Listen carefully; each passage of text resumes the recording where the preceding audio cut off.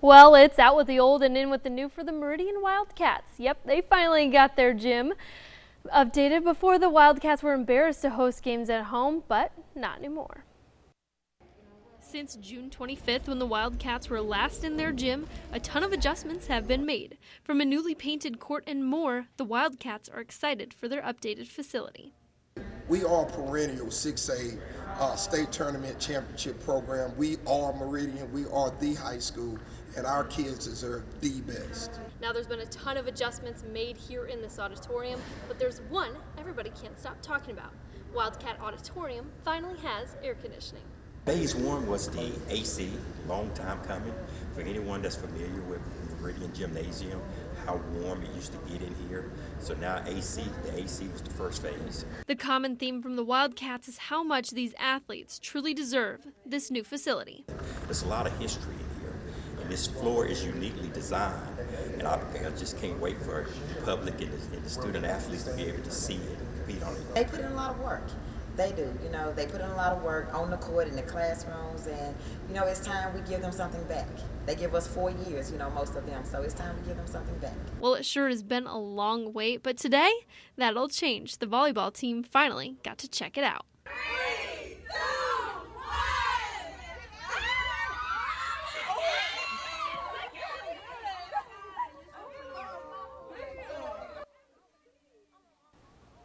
Oh, you gotta love that pure reaction. The volleyball team will be the first team to test out the new gym in their game tomorrow. The Mississippi High School Athletic Association sent out a new statement today about schools who are doing classes virtually. They are saying those schools who are 100% virtual are allowed to start practicing if given permission by the school district.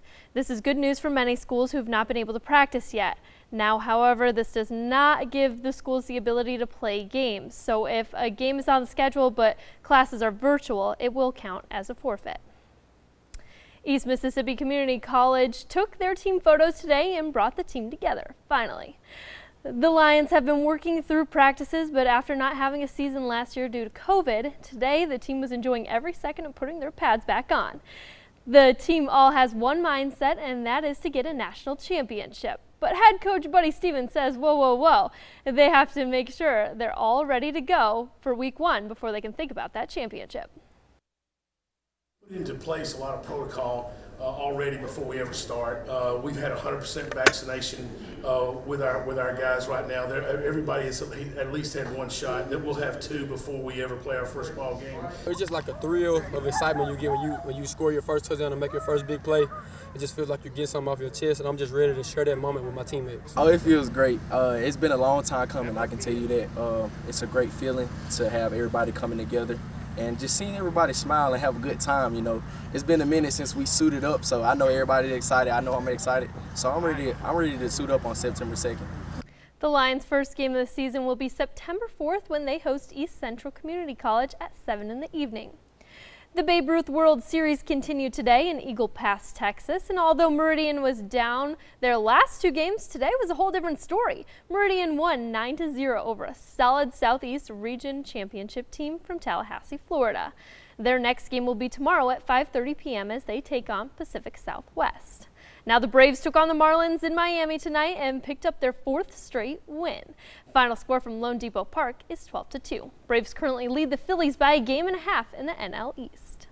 Now to the wildlife forecast sponsored by the Vein Clinic at Meridian Plastic Surgery. Peak times for wildlife activity on August 17th are 9 a.m. and 9:30 p.m.